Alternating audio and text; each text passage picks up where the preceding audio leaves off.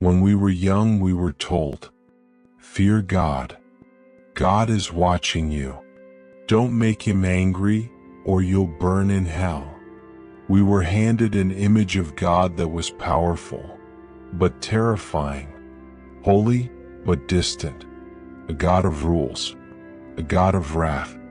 We were told that this God created us, yet somehow he already hated what we were, that we were born sinful, dirty, guilty, that we must spend our lives repenting for simply being human. And so we obeyed, not because we loved this God, but because we were afraid of him.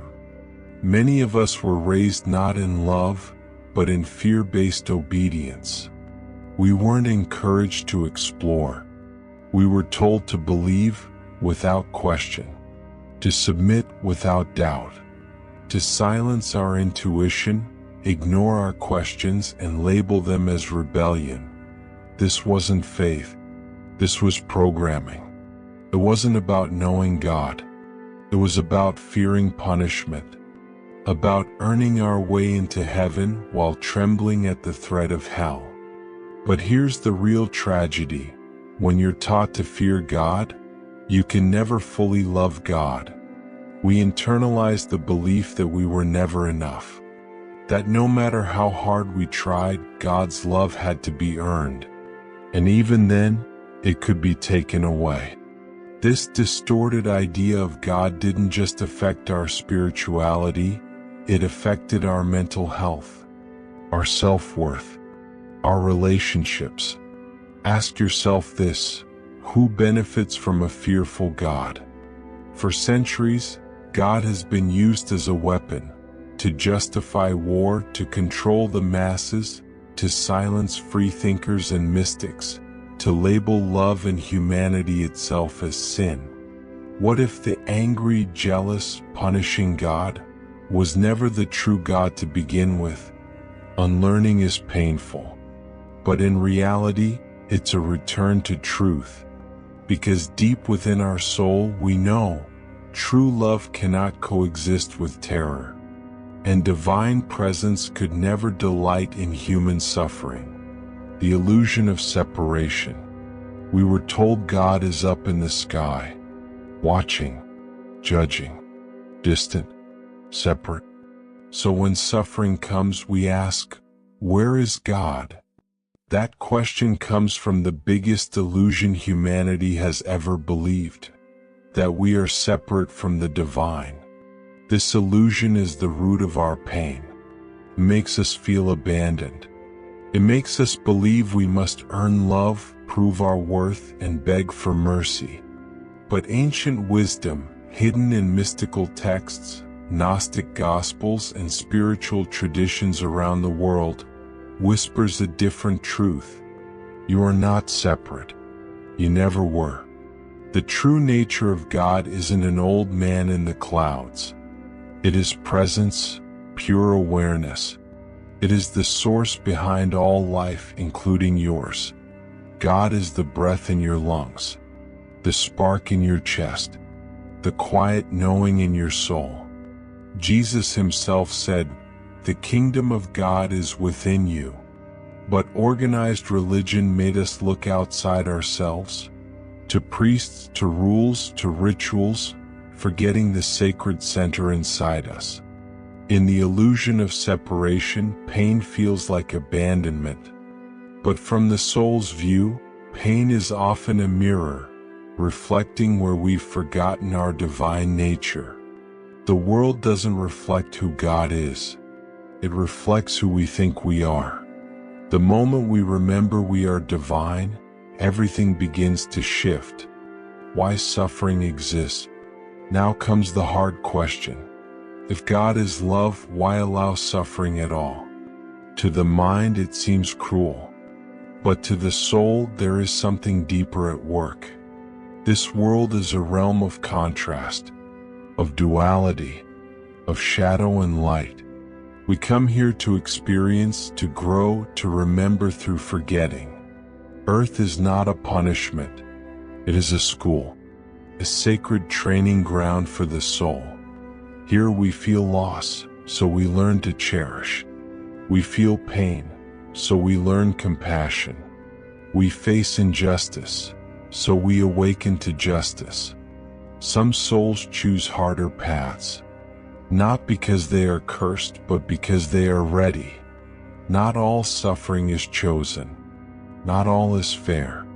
But every experience can become fuel for awakening, if we let it. God gave humanity a gift, free will. This means we can choose love or fear, creation or destruction. Much of the world's suffering isn't caused by God, but by human choices, generations of unconsciousness, and the systems we've built. God doesn't force us to awaken.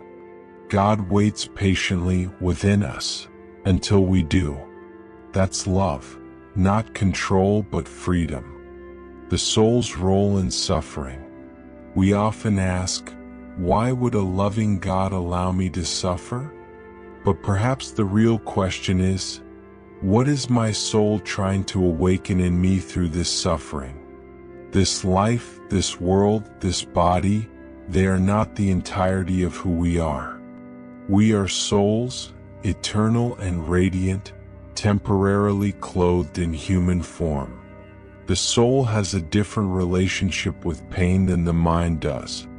The mind sees pain as punishment. The soul sees it as a passage. Before we entered this life, our soul may have chosen certain lessons, not to make us suffer, but to help us grow. Suffering can awaken things no sermon ever could. Empathy, forgiveness, resilience, surrender.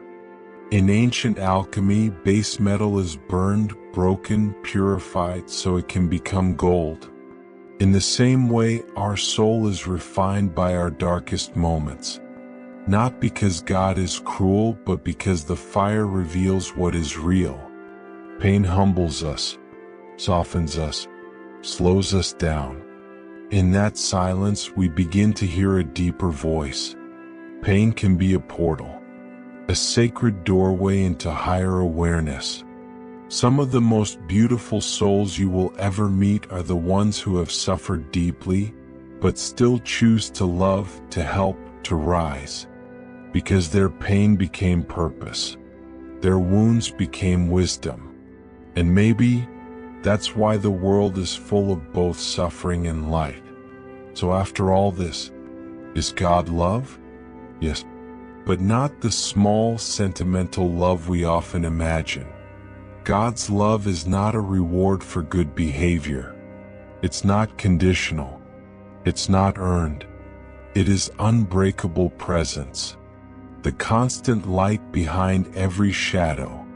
The embrace that never leaves, even when we run from it. God's love doesn't always feel soft. Sometimes it comes through loss, through endings, through awakening that shatters us open.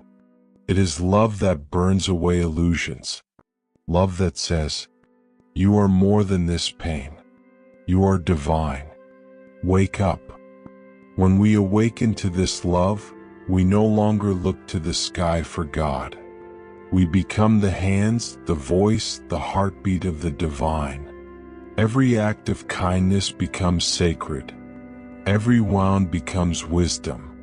Every life becomes a vessel of love expressing itself through human form. So maybe the real question isn't, if God is love, why does the world suffer?